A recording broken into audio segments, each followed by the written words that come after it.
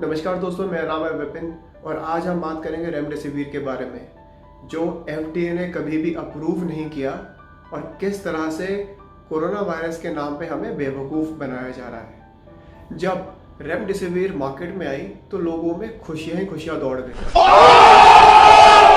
लेकिन जब बाबा रामदेव ने कोरोनिल निकाली तो सब हंसने लग गए। आइए दोस्तों, कुछ फैक्ट्स जानते हैं और ये जानते हैं कि कितनी बातें सच हैं और कितनी झूठ है। सबसे पहला दोस्तों कि ये FDA के द्वारा अप्रूव किया ही नहीं गया। अब आप सोचिए, जिस चीज़ को अप्रूव नहीं किया गया है और वो दवाई आप लोगों को खिलाई जा रही है, तो ये सोचिए कि एक्सपेरिमेंट किसका हो रहा है, उस दवाई का या आपका। बंद करो, हाथ जोड़ के मैं मोदी साहब से गुजारिश करता हूँ। गलती से दोस्तों WHO ने ये डेटा लीक कर दिया।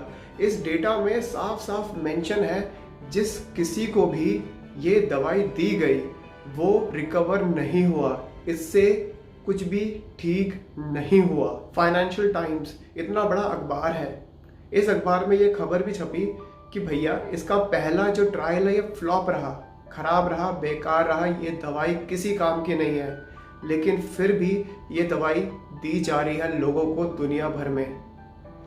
दोस्तों, मेरा समझाने का मतलब आपको ये है, कृपया करके अपना ब्रेन, अपनी बुद्धि यूज़ करिए कि ऐसा क्यों हो रहा है, इन वैक्सीन्स को इतना प्रमोट क्यों किया जा रहा है। सोचिए इस बात को, आगे मैं आपको और भी बहुत सारे प्रूफ दिखाऊंगा, तब तक सोचिए। ये पहली वीडियो दोस्तों, ध्यान से सुनिएगा। This afternoon, what can you tell us about this study? What happened with this being posted to the WHO website and then removed? Yeah, Kelly, thanks for having me on. Yeah, so we Stat published the story on these China results just minutes after the Financial Times did. And this is a different study than the one that we had reported on a week or so ago. So as Meg Terrell said just earlier on the previous show, that this was a study conducted in China. It was terminated early, and it failed to show any benefit for remdesivir versus the standard of care in patients with COVID-19. Video number 2, जिसमें ये बताया गया है कि किस तरह से WHO ने गलती से ओरिजिनल रिजल्ट पब्लिश कर दिया कि इस दवाई से कोई फ़ायदा किसी को नहीं हुआ। इवन गिलियाड, जिसने ये दवाई बनाई है, उसने भी ये माना कि हाँ, इस दवाई का यूज़फुलनेस नहीं है, बल्कि साइड इफ़ेक्ट और भी ज़्यादा है। Where is the source of this information and how reliable is it? So this was interesting because it was actually accidentally published by the World Health Organization on their clinical trials database online.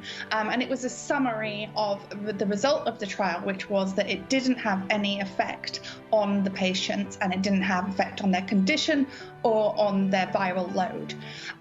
That's been confirmed that was true by the World Health Organization and by Gilead. तीसरी video और आखिरी video, ये देख के आपको बहुत shock लगेगा दोस्तों कि इस दवाई से लोग वायरस से बचे नहीं हैं, बल्कि कहीं ज्यादा मरे हैं। The closely watched experimental COVID-19 treatment remdesivir appears to have failed its first clinical trial in China. A leaked draft summary of the trial was posted on the World Health Organization's website, but has since been deleted. The draft indicated the trial involved 237 patients. 158 were given the antiviral drug and 79 received a placebo. And about the same percentage of remdesivir and control group patients reported negative effects. After a month, slightly more remdesivir patients died than those who had taken the placebo. The summary says the drug was है ना shocking दोस्तों, लेकिन फिर भी ये दवा धड़ल्ले से यूज किया जा रहा है।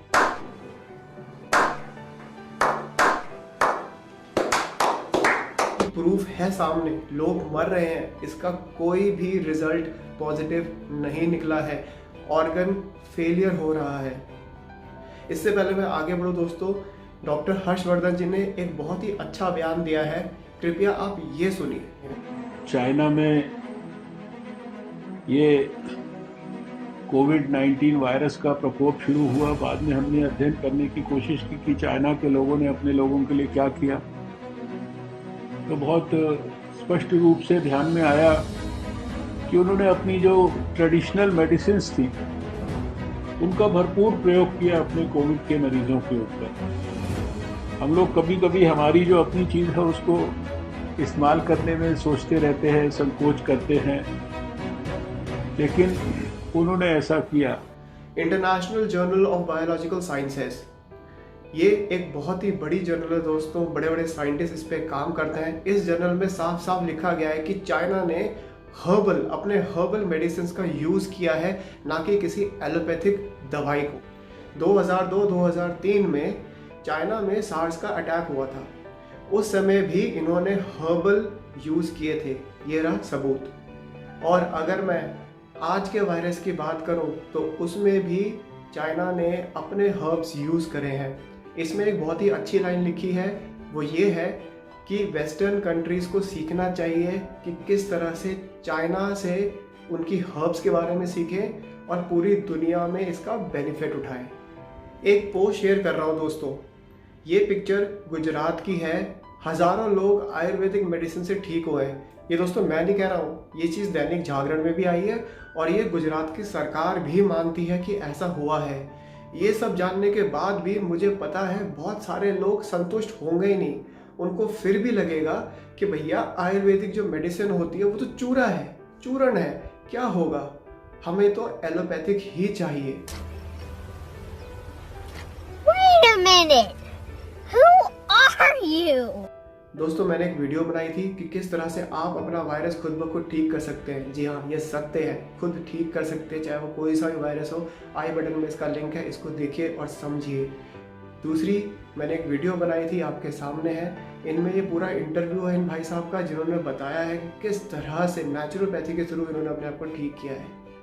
दोस्तों वीडियो बनाने का मेरा सिर्फ यही मकसद है कि please come back what you already have. Ayurveda आपके पास ऑलरेडी था, उसके पास वापस आए। ये कोई चूरन नहीं है जो लोग इसका मजाक उड़ा देते हैं, इसके बारे में क्रिटिसाइज कर देते हैं। एक दवाई का नाम बताइए आयुर्वेदा की जिसको खा के कोई मरा है? कोई नहीं मरा है।